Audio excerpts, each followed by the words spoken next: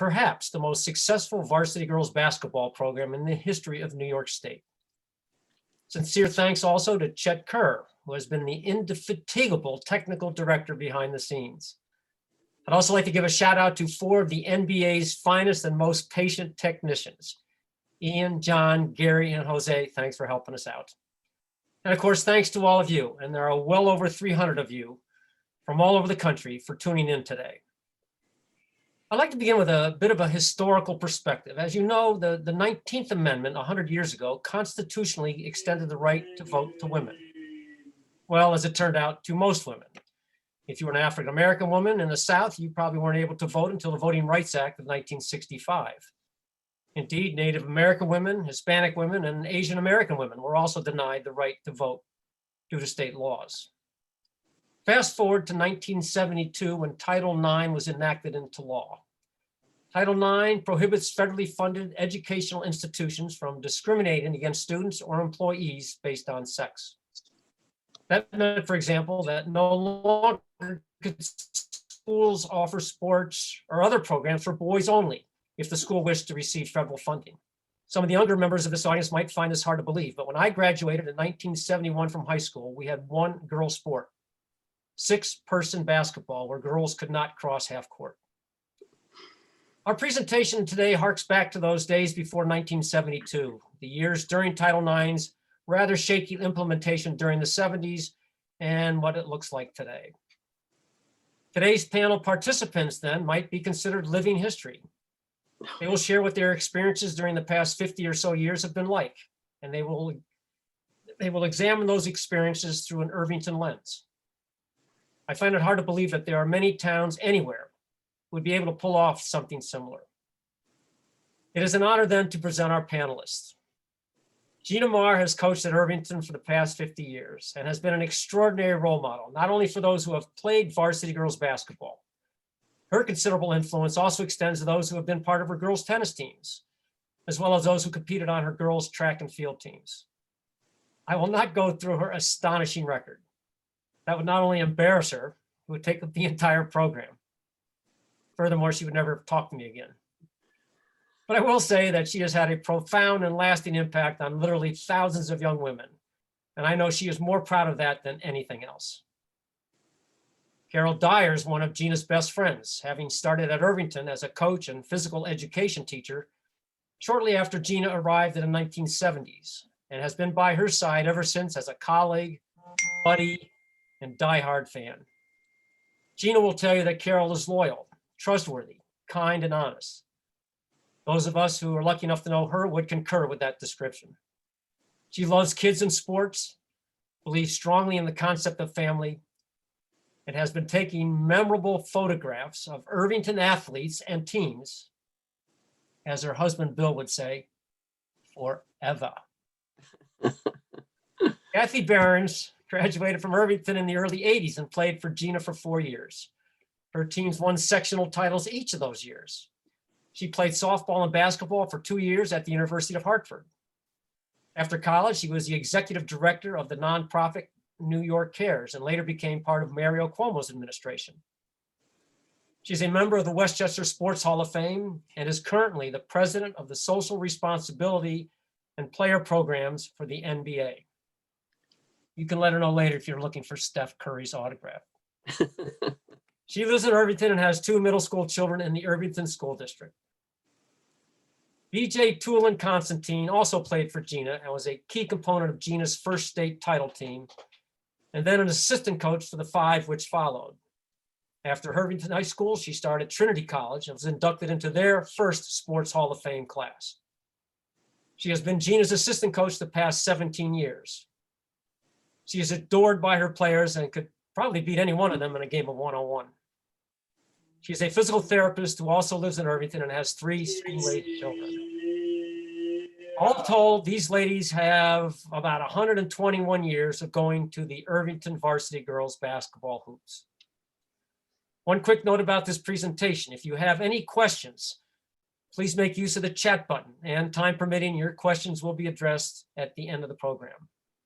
Now, please join me in welcoming the ladies of the Court of Irvington.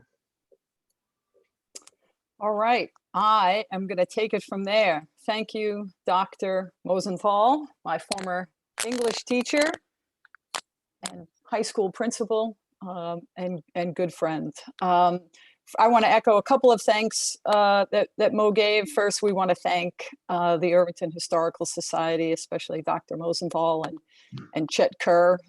They helped put this show on, and they do a lot of great work as volunteers, as do so many other people in Irvington for the Irvington Historical Society. So if you're thinking about your year-end giving, you can make a contribution to support the great work that the Irvington Historical Society does. So thank you for having us and for putting this show together.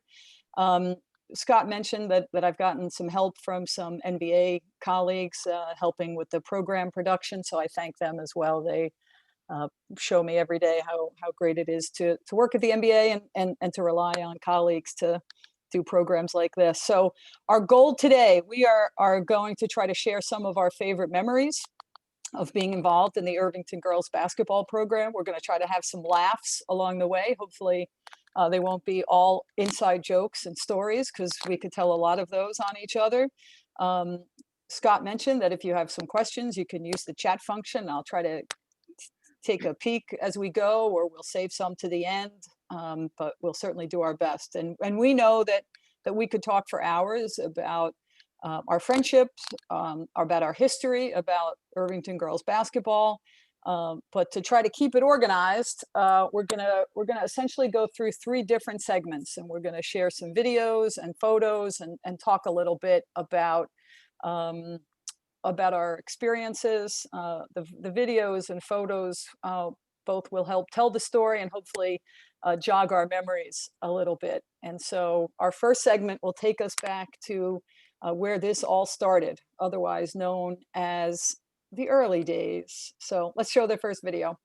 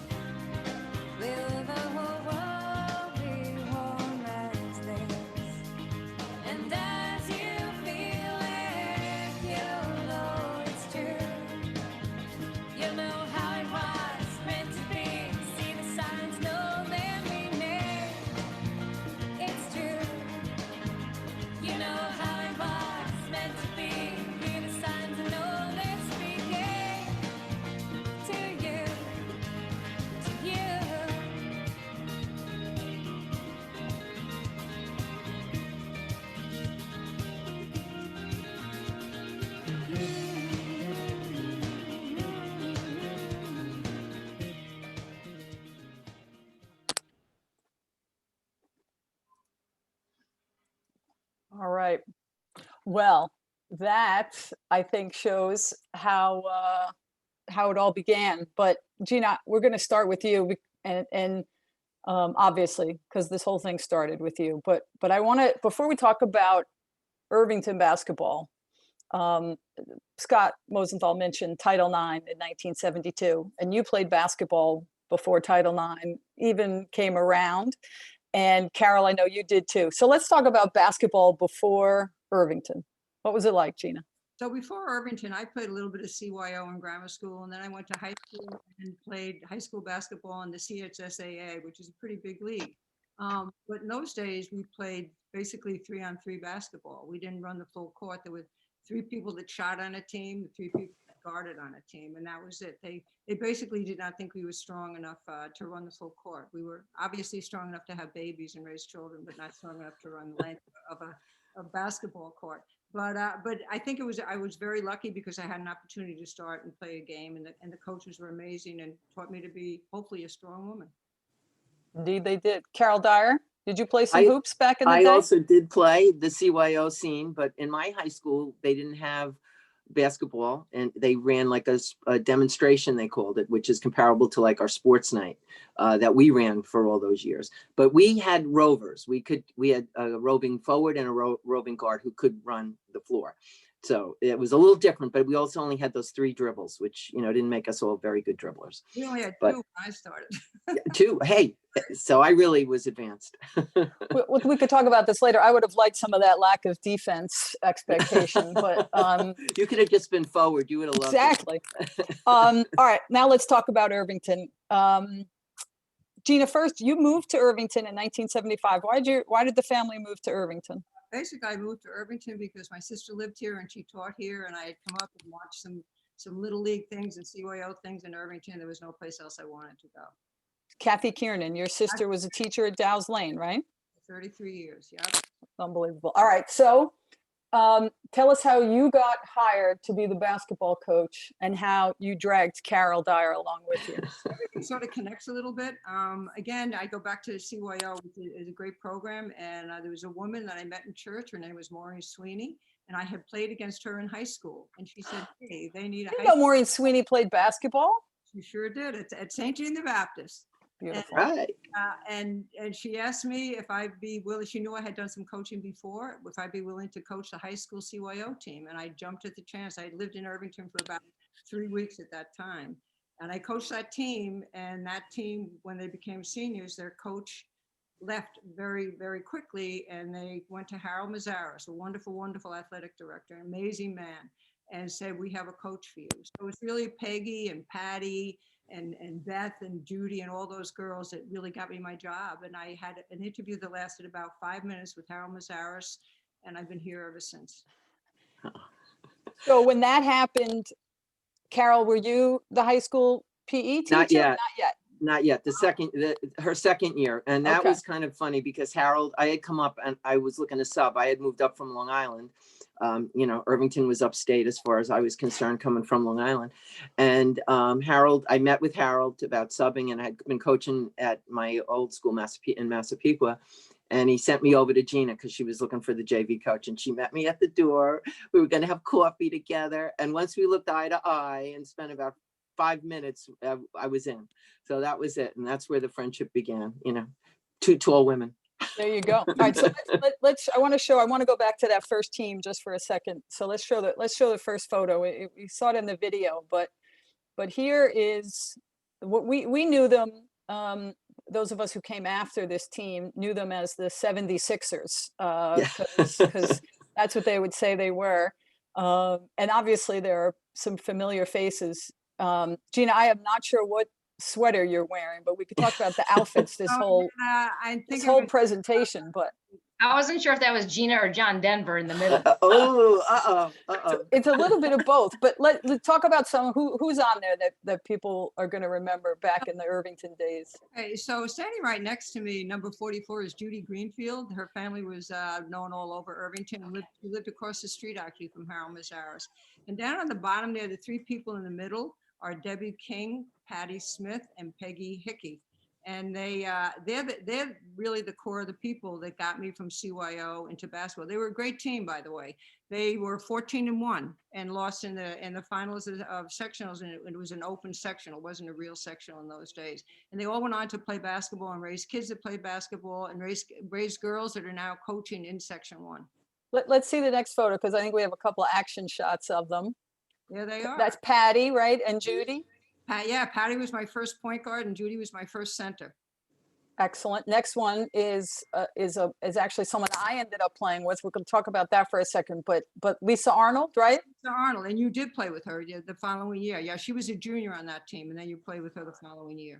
All right.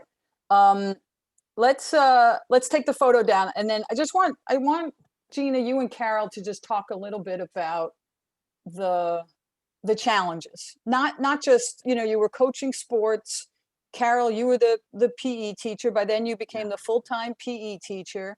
Yeah.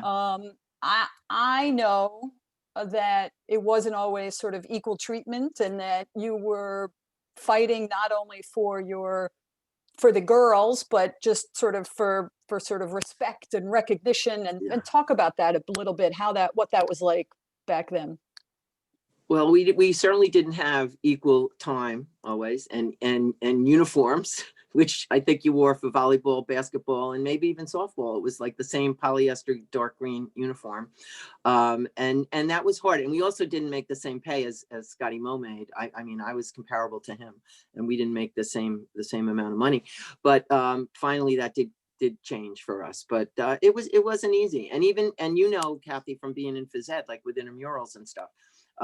We were the way school was structured then, everybody did intramurals at lunchtime, boys and girls. And we wound up having some really fun times, especially that floor hockey team. Let us not forget. So My favorite so it was a little bit intramural different sport then. of all time, floor hockey. We loved it. But we also had segregated classes, girls and boys, which actually I think in many ways was better for the girls, because they really got to play more. I think when I got into when I came back and at the high school level and we were playing, integrated with the boys, a lot of times the girls don't want to participate because they're embarrassed. And then we would go girls, boys, and I'd get a lot more out of the girls at that point. So that was that. Right. What do you say, Gina? What do you think, Gina? About the volleyball net? I agree. Yeah, volleyball, exactly. So Carol and I coached volleyball together, and we would have to put the net up every day because the gym class, there was no way. It was a girls' sport. No boys played volleyball, so it was up to us. And we'd be in the middle of the game, the net would fall down, and we would go and hold it up or pick it up. But you know what? In the end, maybe that was good for us because it made us fight harder. But it made the girls on the team appreciate more where we had to go and what we had to do to That's true. have equal time and to have equal sports for women at Irvington High School. Yeah. But it was All fun. right. Too. It was a lot of fun.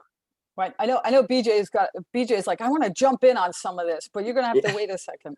Yes, The no. older people are coming first. So I love that it's ahead of my time. all right. So a next momentous occasion occurred in 1977. You came. Kathy Behrens moves to Irvington from the Bronx. Let's show the next photo. Because Yeah. I remember seeing you. And, Oh, Right on that. I haven't jumped that high since that day. I Man, remember when you came into the gym at lunchtime and you were shooting around with John Delaney. And I told Gina, man, this girl is good. We got to get her playing for us. She's pretty good. Well, so that is You moved. in Valhalla. So my family moved to Irvington, and I it was just both between the basketball team and Carol's office. I found a home, but let's see this. I want to show this next photo too, though. That's amazing. So two things there. First of all, the ball is the size of my head. Right. Because we played with it wasn't this big, but now they have a smaller ball for girls, which I think I am for. But in that picture, the referee wearing a skirt. I mean, you would never, aside from the fact you would never see that today. That's not just any referee. Gina, who is it? Oh, so this sort of carries everything together from the beginning. So when I was in high school, the woman that is reffing right there also did officiating in New York City, and she reffed many, many, many of my games. I go to college, and who's my basketball coach? Where'd you go to college? Same woman. I went to Marymount College, and basketball for women in colleges was almost unheard of in those days. And she was one of the forerunners, and she and some other people, they formed a Hudson River League, but we also played St. John's and places like that. Her name is Mary Gilhooly, and she's certainly a pioneer. And she ended up being the head of BOCES in the late, I guess it was in the 70s and 80s. But it tells the whole story of from when I was in high school, when I wore a skirt like that to play. Yes. So her reffing, and you guys have matching uniforms that do not match, to be my college coach, and then having a high position in the BOCES program. So that's really how far women have come from the late 1950s, 60s to the present day. And let the I just record want to reflect, inject by on the that. way, that she didn't give us any favoritism on any calls. No, she was no. a good ref. I remember her. She called travel on me once or twice. Oh, okay. Carol. Well, what I remember too, when we first started, Gina, there were a lot more women Yes. coaches and officials than now. And I think that's it just says a lot. It just is how it's changed. And now I have to say in the last 5 years or so, I think there have been more women coaches, not necessarily officials, but certainly coaches, which is a good thing. I All totally, right, let's look. Let's look at this next photo. Because this highlights, we just talked about this. So this is Kathy Behrens, Lisa Arnold, and Martha Campbell. The three of us are not even wearing the same shorts. So our uniform, I'm not even sure those jerseys match, but like we all had different, like our uniforms didn't even match. You would never have that today. Yeah. Next No. one. Let's look at this next one. This is me and my PE teacher. Oh, yeah. First of all, I look awful there, but Carol, you have not aged. So go to the next one. Okay. So I just want everybody to know, people think about Bill Dyer, Irvington legendary football coach, Bill Dyer, girls basketball coach. What team was Bill coaching there? Is that the JV It's team? a freshman. That's a freshman team with Martin DeRose, with old Marty With DeRose Martin there DeRose. as the assistant. All right, we're going to go to the next one, and then we'll show one more photo there. Okay. That's a We funny, had fun. That was lots of fun in those days too. lots of laughs, great laughs. All right, take the photo down. Now we're going to start to talk about BJ. We're going to pull BJ in here. So Please, take your time, ladies. no, because BJ, like a lot of people, frankly, in the program, older sisters, younger sisters, parents. BJ, your sister Kathy Toolan, who was in one of those pictures, played for Gina, and so you started out as a spectator, wanting, I know, to play because you were a little gym rat. But tell me what you were thinking about as you were watching Kathy play. All right, first off, to be in a panel room with these three ladies, excuse me, I'm the fourth, is unbelievable for me. I still feel like that kid, like the first time I meet Gina Maher, I think I'm 11 or 12 years old at the most. Her skirt is probably taller than me at that point. That was the style back then. And I am just in awe. I'm in awe. I'm in awe of her. I'm in awe of Carol. The girls on the team, forget it. It's starting in 1984, these girls started to win sectional championships with one hand tied behind their back. It was like, how could you not automatically be attracted and love like being in the gym with this group, And Kathy graduated in 1987. I mean, I was at every one of her games. I saw the blood, I saw the sweat, and I saw the tears, and I saw how they came this close to getting a state title. And I said, oh my God, don't let that be me. Oh yeah. Oh yeah. Oh yeah. Oh boy, she's gonna kill me for that. I don't think she's watching, but We're gonna send this tape to her. Yeah, exactly. But so it was just, being in the presence of greatness. And it's, it's so hard not to emulate these ladies because there's so many, adjectives: loyal, dedicated, persistent, loving, you name it. Any good adjective that you can think of is how I would describe Carol and Gina. Aww. Well, Thanks, I think they would say the same for you. So Absolutely. You just talked about you didn't want to lose, but of course you did lose a little bit, right? You got close.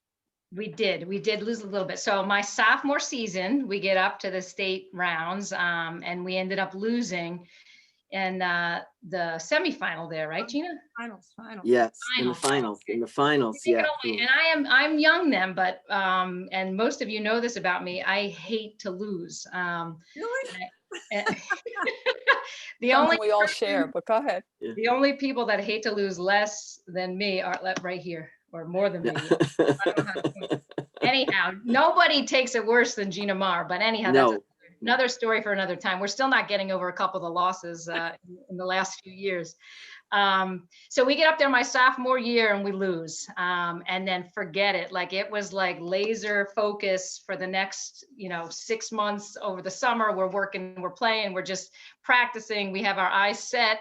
And then I open my big mouth when the reporter asks me when we get up there, the second year, my junior year, and I go, there's no way we're leaving here without a state title. And that's what's in the papers, and I have it still to this day. And I'm glad it came to fruition. So let's show this next photo. Oh, here we go. 1990. Here we go. Yeah, they are. Aww. Everything, right? You won it all? Yeah. Listen, we get the federations in there too. I mean, it it was just a dream come true at that point, and I always say, like, we came so close the year before. So there was people on that team like Steph Golan, like we said, we did it for them, but it was really for everybody up till this point that we won the state title. And it wasn't, without our fearless leader, she took us there and she believed in us. And, she was the one really that, that we were following, and we couldn't let her down and we couldn't let ourselves down.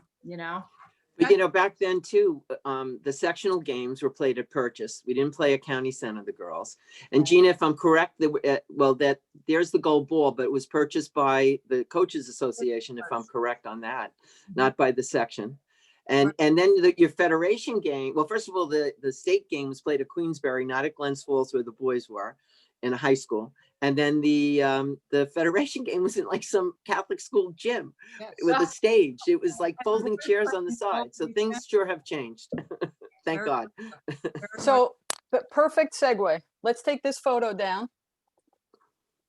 And we're going to go to the next segment, because we just talked about the first of the great teams. And now we're going to talk about some of the rest of the great teams. So let's play the next video.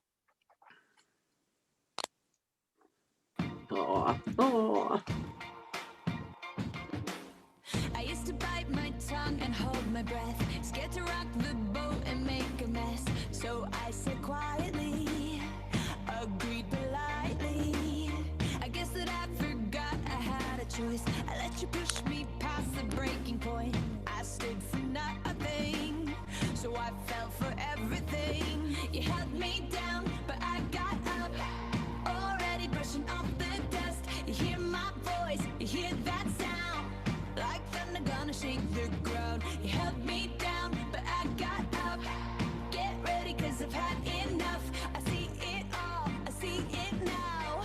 I got the eye of the tiger, the fighter, dancing through the fire. 'Cause I am a champion, and you're gonna hear me roar louder, louder than a lion. 'Cause I am a champion, and you're gonna hear me roar.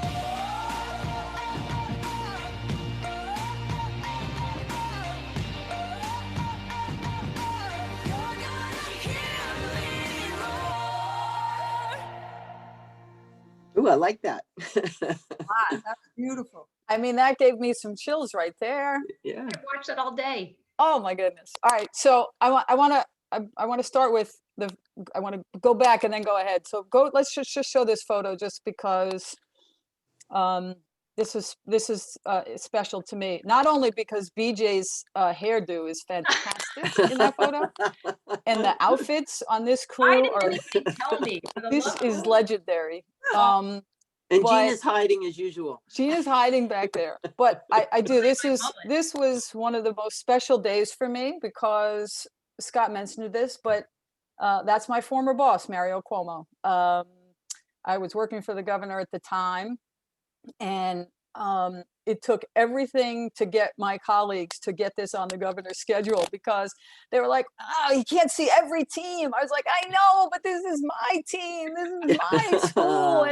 And so we spent some time visiting the governor at his Albany office, and super fun, and just one of my all-time favorite days. So you could take that down. No.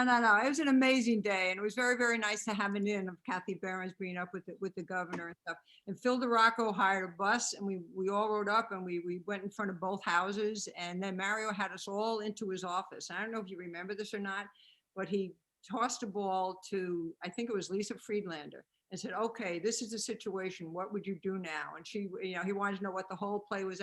He was a total basketball fan. I think he made them run an out of bounds play or something.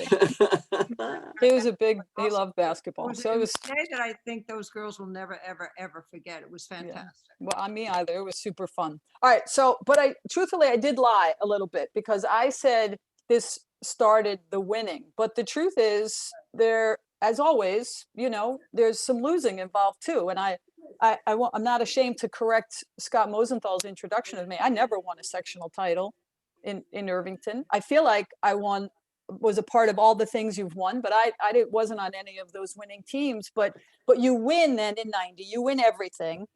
So you have the expectations and experience of winning, but then you have some frustrations, right? And you had some rough years. So let's talk about how do you manage that as a coach, and then BJ, let's all jump in a little bit and talk about how the game started to change and more girls were playing like AAU and travel ball started to come in around that time. So give me something there, Gina.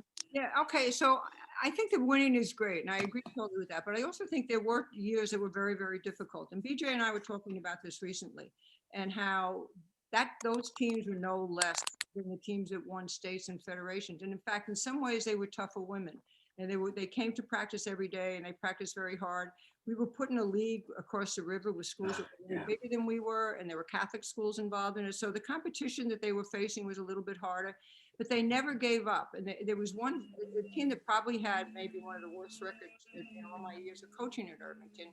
I think the team dinner at the end of that year, and BJ, I think you'll agree with me, was one of the best dinners I've ever been to, because the girls were so happy because we were better at the end of the year than we were at the beginning of the year.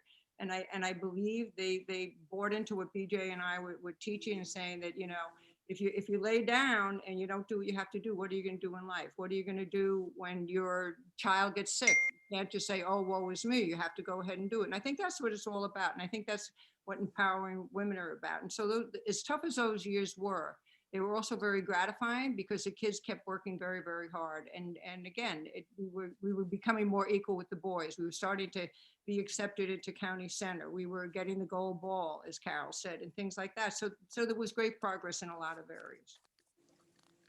BJ, you saw a lot of more activity, more participation in like AAU and travel teams started to develop then. What was that, both good and bad? What was your sense of that? Yeah, absolutely. So, Kath, when you and I played, and for everybody who played before me, there wasn't much AAU. There was CYO, and we'll talk about that a little bit later. And that was, that is currently the big feeder program into our program.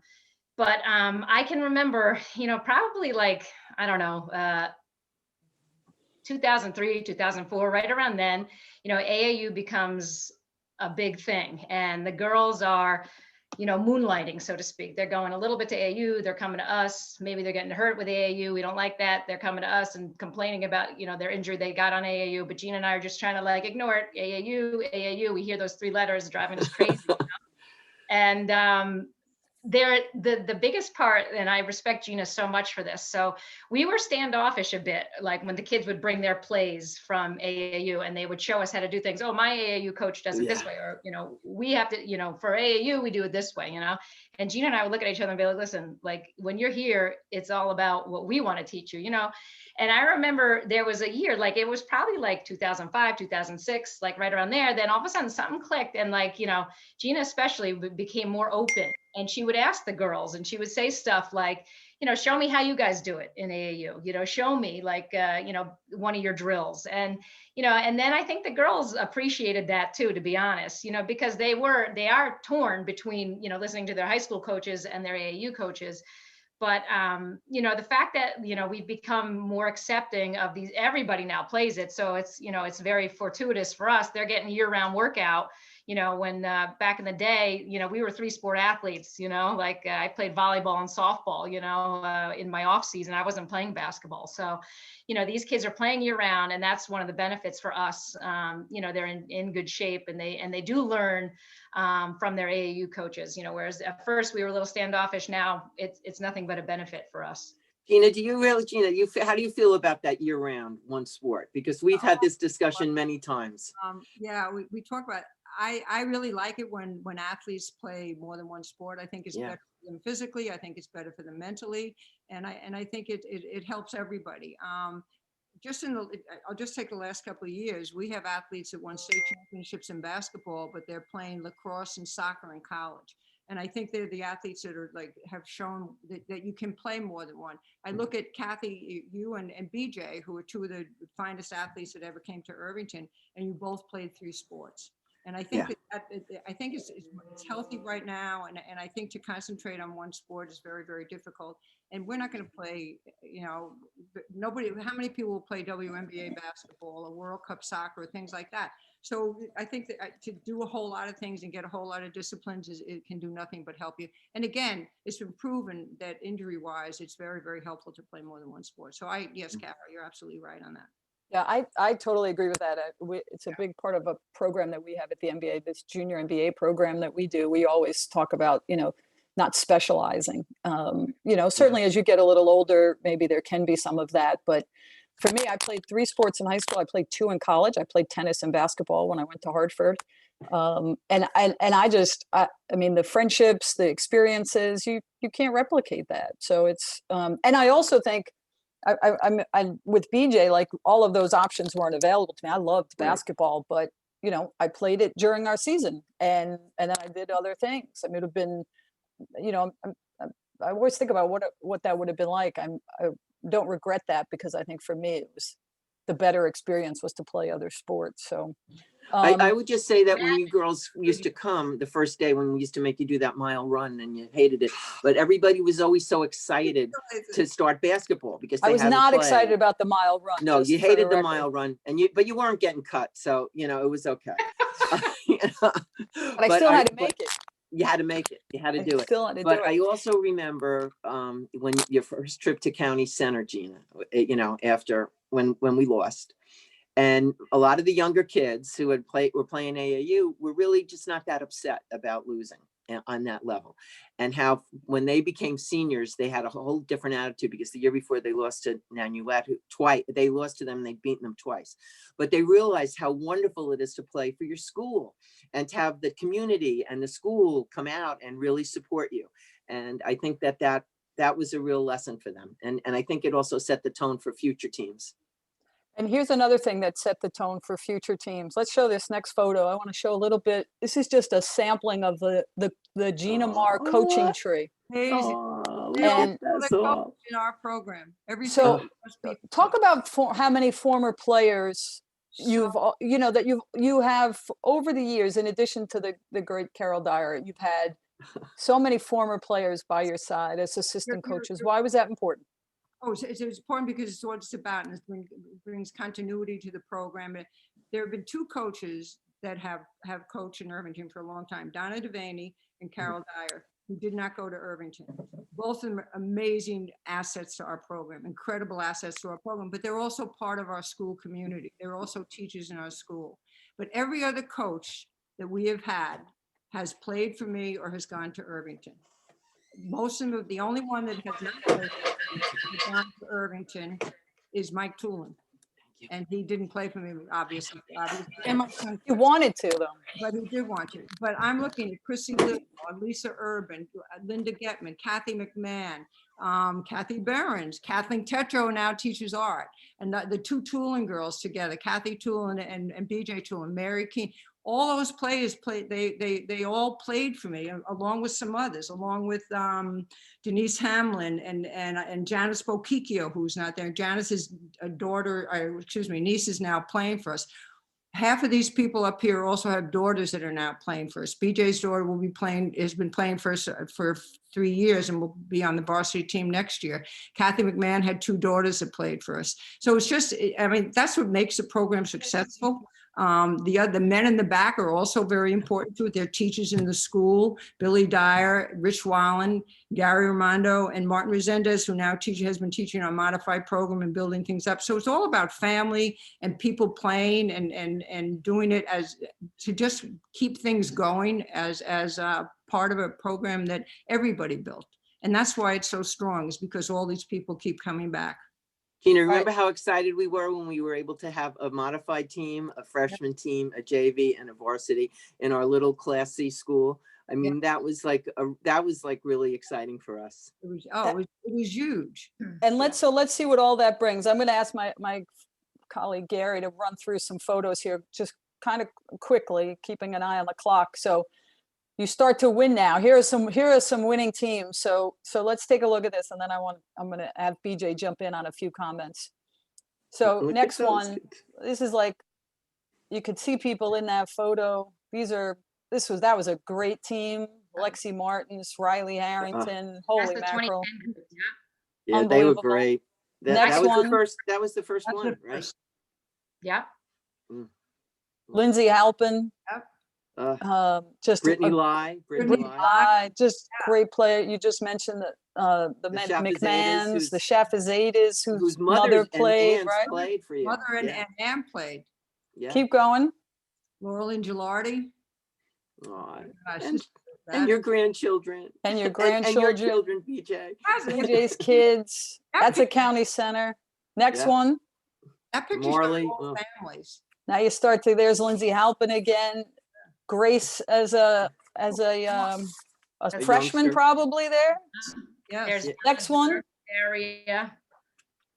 They were a great group. Oh my Lord, look at them. They won a sectional. Nobody in the world thought that team was going to win sectional. Nobody picked that No, group. no, they Nobody really else. surprised everybody. Yeah, they just played with guts and character. Next Yeah. one. That's this is this team, the team that won the last state The championship. last one, right? I mean, And you that's are just, defending champs. Let us you not are forget, still right, defending 'cause you state didn't- champs. Well, I'd But- rather the team That's the core four senior year, so that's 2018. Oh, That Oh, was- that's right. 2018. yeah. Okay, the You were- following you were year. a little Thank short. you, BJ. okay. All right. So let's take this off for 1 second. And then BJ, I want you to, we're going to just talk for 2 more minutes before we move on to the next one. We're going to talk about Gina Maher for a second. We know how much she loves that. So here's the thing I always say when I bring people, especially that I know in the basketball world, to an Irvington game. Everybody remarks to me how well coached they are, like, and just how disciplined, how what team ball they play. So you've been now at Gina's side for 17 years as a coach. You obviously played for her. You're part of all the winning teams. What's different? What have you seen that's changed about how Gina approaches the coaching? Come on now. Oh boy. You know what? I gotta say, her intent and her focus has always remained the same. And like I said before, she probably hates to lose a little bit more than I do. The lessons that she teaches along the way and that have developed as time's gone on here, that's probably, and you could hear it in my voice, I'm getting a little emotional about it. It's starting to mean more to her, I think, sort of at the tail end of her career here. And it's less about basketball, still about winning, less about basketball, but more about the life lessons that she can teach to these girls and that I can help teach these girls about how to be a strong woman, and how to, and how to handle pressure and how to, and how to work together with other people. I mean, these lessons that she's taught me and that she's teaching all of these girls, it's just, you can't ask for anybody better. My respect for her is just immeasurable. So She's the icon, let's face She it. is. She's Yeah. the Irvington icon. and I get a little choked up. So do we all. So here's just the next photo. I just want to, Add a little. no, not yet. No, you can't yet. Show the next photo. Yeah, that's Oh, together. So Gina, I think even since my time, we've broken every huddle Mhm. by saying together. When I played CYO, we used to say, "Lady of the Rim, make it go in." Together is such a much better motto. Do you know what I mean? Am I right? So Yeah, especially for the non-Catholics, yeah.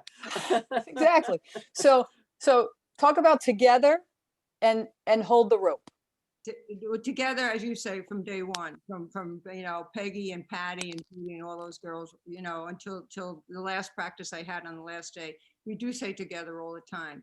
And from that has evolved which is something we really go by, hold the rope. And if anybody knows what it means to hold the rope, there's a whole thing about it. When you're holding a rope, and I'm holding my hands up like this, you hold the rope, you want the people next to you holding the rope to be strong and not let go. And who would you want to hold that rope with you? So now we all have to hold the rope and we hold it together. But anybody who's played for Irvington has held that rope. And now the whole Irvington girls basketball team, it's a rope that's really, really, really long now, but we're all still holding on to it. And it's very important to us that we do that. It's about team ball. It's about helping each other. It's about playing together. And it's about helping each other on and off the court. And again, you have to hold the rope. And who do you want to hold the rope with you? You want people that you can rely on, and you want to be able to rely on those other people. So that really is what our whole program is about, is playing together and holding the rope and being there for each other, not just during the games and during practices, but during high school and for the rest of our lives. So here's the next photo. That's what I mean, Oh, I love that's that one of, I photo. just get chills even every time I see love that it. photo, and I've seen it many times. It's just like, it is, I'm not even sure it doesn't matter what year that was. It's obviously at the county center. People recognize that manicure, I bet. I was just No going to doubt. say that manicure. I don't know. That could be, yeah, I don't know. Could that But be? that's a great, that shows everything. So take that photo down. I know we wanted to try to keep moving, so I'm going to keep us moving. Let's talk about, we've touched on it, but I think we want to spend a little more time just what the real legacy of the Irvington girls varsity basketball program is family, friends, and community. Let's show the next video. Oh,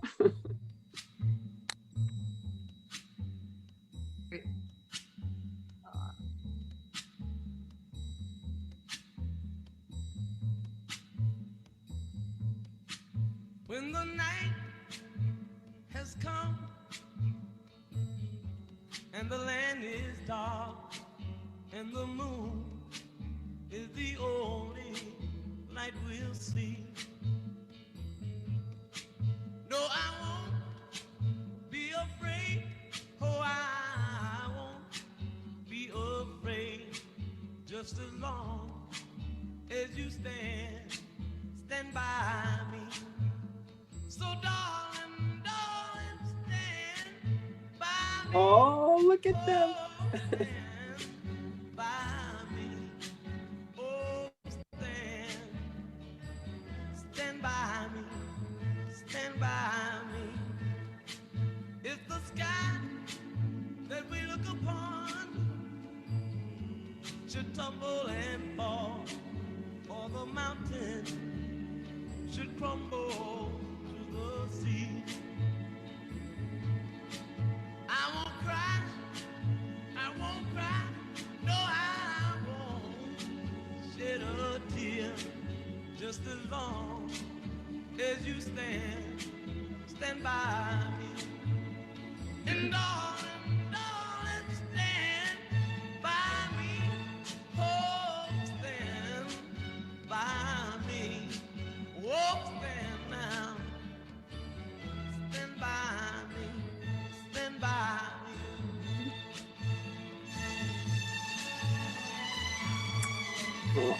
me.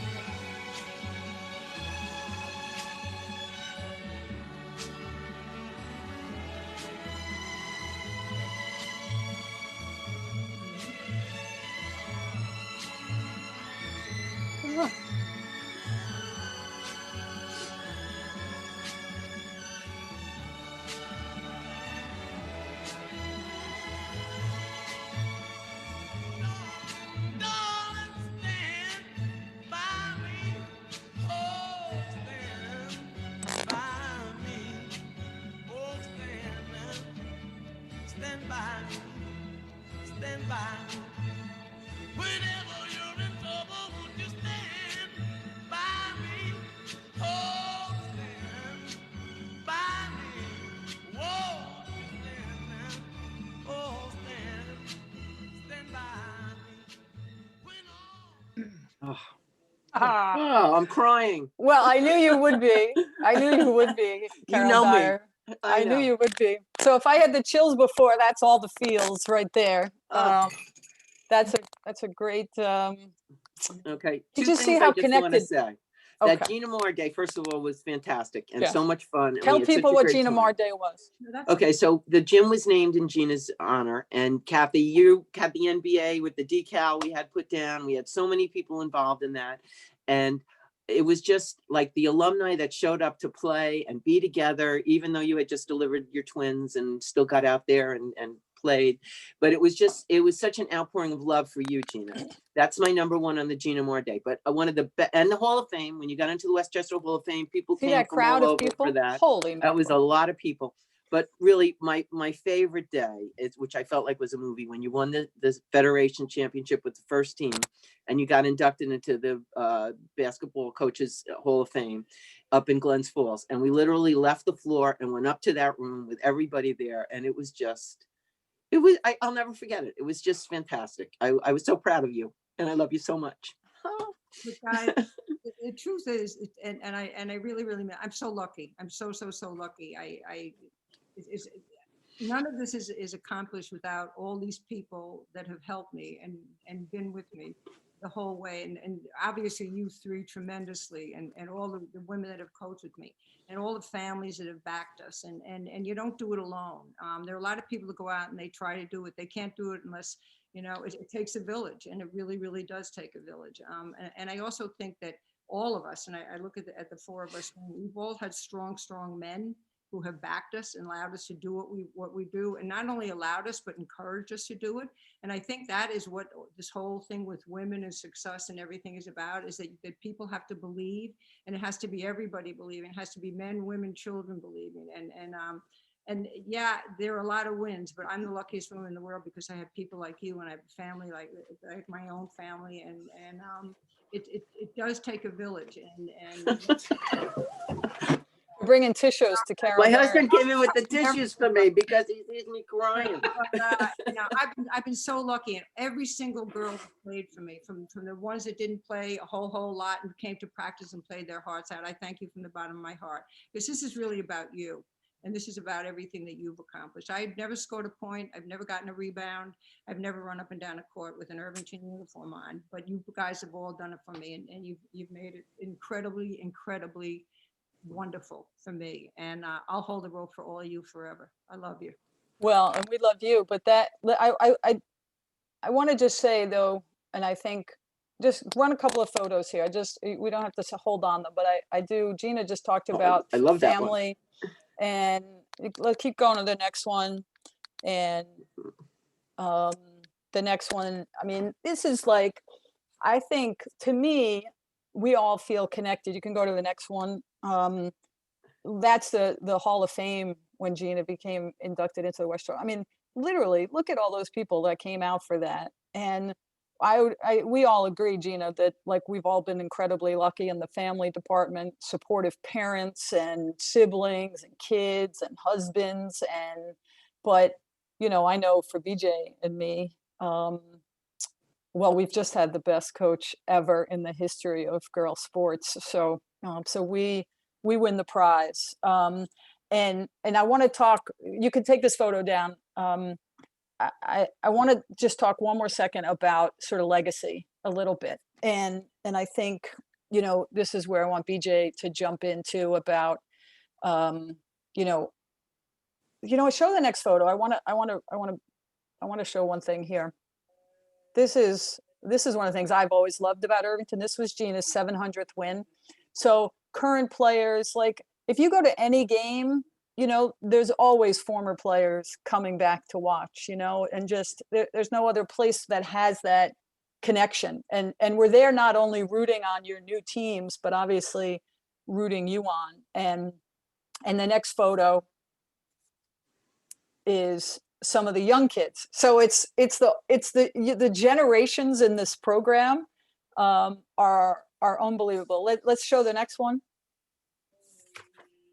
Love that.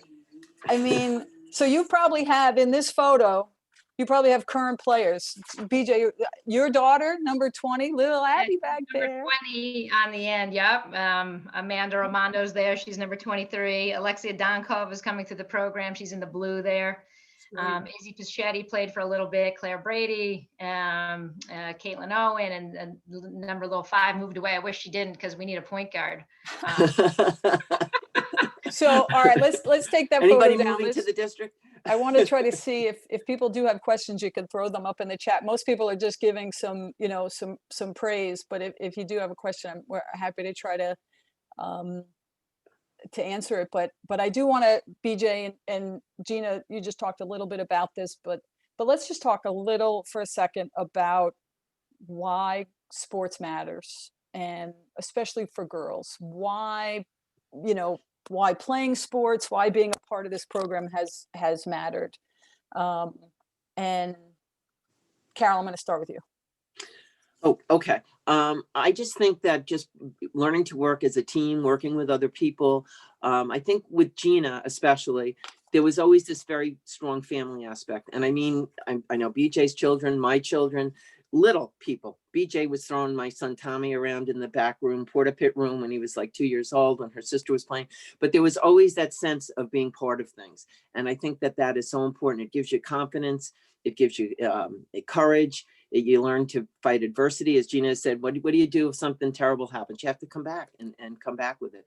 And I think being part of a program like Irvington Girls Basketball is just something that you carry with you. As you said, Kathy, when you go to a game and it's all the alumni, and the town support, the community support, the school support, it's really like a really good feeling to have that. I before I go to BJ, I'd be remiss if I didn't just remind everybody that every photo that we've shown that's been part of the video or part of the presentation here, I think every one of them was taken by Carol Dyer. So you not only have the connection to the program, but then you have these memories that you can look back on, because you have taken photos of every team for every year that Gina has been coaching. I mean, for me to be able to have photos of me playing basketball to show my kids and to put a part of this presentation, I'm not sure I'll live it down at work now that some of my work colleagues have seen it, but it is, I mean, it's just another example of how everybody helps each other out, so that you used to always give us those photos at the end of the season, and I mean, it's just incredible. So first of all, you're amazingly talented, brilliant photographer, but you. The love that you put into doing the photographs and taking these pictures for everybody over the years, it's amazing. Thank you. And so My pleasure. Always my pleasure. I just want to add to that, Carol, your pictures have put all those adjectives I was searching for to words. The hugs, the smiles, the victories, the athletes, it's like, I don't know, it just, your pictures have done so much for us too. And I think I have more family photos of the teams, like my BCB family, than my family around. I was looking at all these pictures and they're all, thanks to you. And it's so nice to be able to have all of those memories. It's awesome. My fun. Yeah. And then Kat, so what, why, what do sports mean for young girls? So I recently, and I love this poster, I think I saw, it says, you throw like a girl. Well, good for you. Back in the day, like throwing like a girl, like I could probably throw a football, like, 50 yards. Back in the day, I was like a tomboy, and not that it was frowned upon, but it was like, a little bit, like, you're sporty, you're jockey, whatever. These days, if you come up as a girl and you're athletic, man, you have it made. You are, you're going to get the best trainers. You're going to be on the best teams, and you're going to, you're going to work hard and you're going to get places, the one thing, that you have if you're living in Irvington is the legacy of this program. And, Gina, again, like she has just laid the foundation for an incredible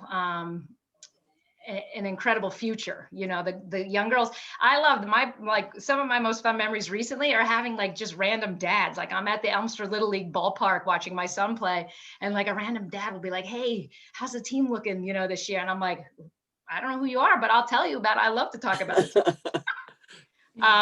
So, just to have everybody supporting us now, and again, the community. But somebody mentioned in the chat, one of the questions was that it wasn't always so. And sometimes you've had, people with critics, and everybody's got an opinion. How have you dealt with that over the years?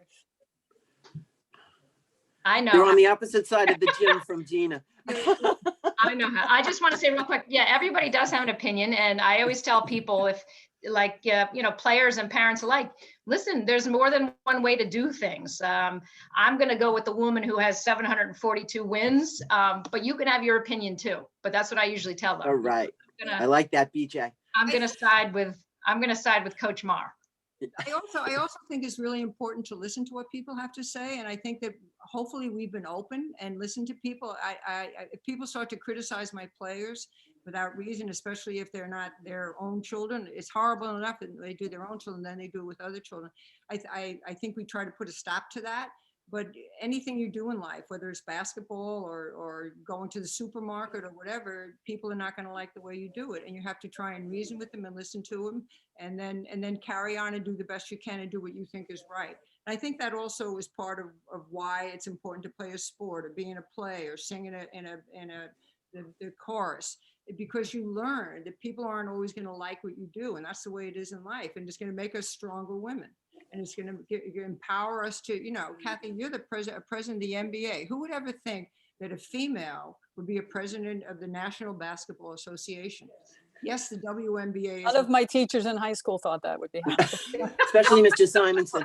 That is for sure, my friend, with your feet up on the desk. But I think that that's what's important about our program. And I think that Carol Dyer is an amazing photographer, which is so true. And she's now doing photography for Pearl River and other schools and things like that.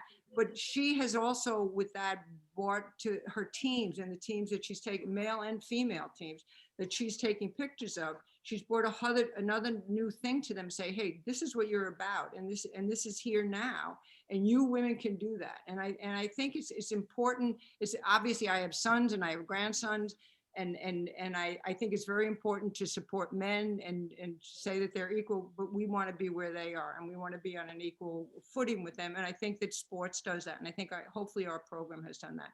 And that's why the suffragette movement in 1972 with Title IX is so important to where we were and where we've come to. And again, we've had incredible support from the community, from the police, the fire, the rec department, Joe Archino, from the administration, from the principals, and you don't do it on your own, but it's very important to have the program so that you can become the people that you want to become and be the women. And this is the year of suffragette again, as I said, and become the women that we know we need to know. So I'm sorry if I carried on a little bit. You didn't carry on at all. No, you were great. That was, as always, perfect. And I think I'll just try to wrap up because I know we got a couple of other things we want to show. And I know Scott Mosenthal's got some closing comments after we show one final video. But 1 second is just to say that, a couple of great comments in the chat from people and appreciation. I think, I'll just, for me, I've said this before to Gina and at other times, moving to Irvington was sort of the most transformative experience of my young life, partly because I not only found a home to now come back to and raise my kids, but being a part of this program, having these friends, having these life lessons that have stayed with me, that continue to help me every day at work and with the things that I do. It could all be traced back to being a part of and still being connected to this program. So we're gonna show one more video, and I think it might need a little bit of an example of an explanation, Gina. We're gonna show a video that has the song "Sweet Caroline." So tell everybody what's the significance of "Sweet Caroline." I know the Red Sox like to play it, but why? Because why are we going to play it? You're going to play it because, well, first of all, I like to dance for on the bus after a win, but from that is the truth. Right. It embraces what we're about. Who would ever thought this could happen is the way it starts out. But then in the middle, it's hands touching hands, reaching out, touching you, touching me. That's what it's about. And the kids on the team love it. And then as soon as it plays, Diz, who's our wonderful DJ at our home games, we'll play it towards the end of the game when he sort of knows, well, I think it's okay to play now. I think it's safe that we're going to win. And the kids all get excited. And again, and they'll put their hands up in the air and they'll touch each other. And it's one big family. And it's like, here we are. People maybe didn't believe a long time. Women, people maybe didn't believe a long time ago that we could get where we are now. But if we touch each other and reach each other and understand each other, And it's also a great tune. And Neil he's a wonderful, wonderful And singer. you can get up and dance. So Get up and again, let me do two things. Thanks to the Irvington Historical Society. If you're not a member, Yes, thank become you. a member. Like, great for them to put this program on. Thank you to all the people who tuned in and watched and shared some comments. We appreciate it. This was fun for us. We enjoyed our get-togethers to try to plan it. And then we're going to show this video. Stay, don't leave, because Scott Mosenthal is going to end with just a few important comments. And then the other thing I want to just say is this video is a little bit of everything that we talked about. So the early days, winning, family, community, the legacy of this program. And I hope it shows all of the people who watch how grateful we all are for this community, for the support that they've given to Irvington girls varsity basketball, and a little bit of love back. So let's wrap with Sweet Caroline. Okay. Good one. Where it began, I can't begin to knowing, but then I know it's growing strong. Wasn't the spring, and spring became the summer. Who'd have believed you'd come along? Hand, touching hands, reaching out, touching me, touching you. Sweet Caroline, good times never seem so good. I've been inclined to believe there never was, but now I look at the night and it don't seem so lonely. We fill it up with only two. And when I hurt, hurting runs off my shoulders. How can I hurt when holding you? Warm, touching warm, reaching out, touching me, touching you. Sweet Caroline, good time never seems so good. Oh, wow. Wow. All right, Very it's all nice. yours. Aren't we lucky? Yeah, I think we're all lucky. You know, Okay, Jeffrey. Sorry.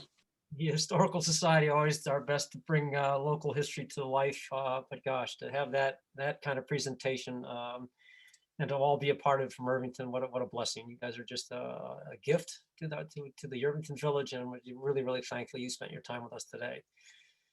So again, my thanks to the society, to Chet, to our audience, our again most impressive panelists, and ladies, you have indeed taken all of us for an unforgettable journey to the Irvington Hoops. What a treat. A reminder, the next Irvington Historical Society program will be January 24th at 2:00 p.m. and will feature Tom Tarnowski, who will be speaking about the Croton Aqueduct. We hope you can join us. Registration will be available on the Irvington Historical Society website. And also I'm reminded that this program you just watched, in case you know somebody in your family or a friend who didn't get to see it, this will be posted on the website in a few days or within the week perhaps. So please feel free to send it along to anybody who might want to see that. Once again, thanks to all and best wishes for a terrific holiday season. Take care. Thanks, everyone.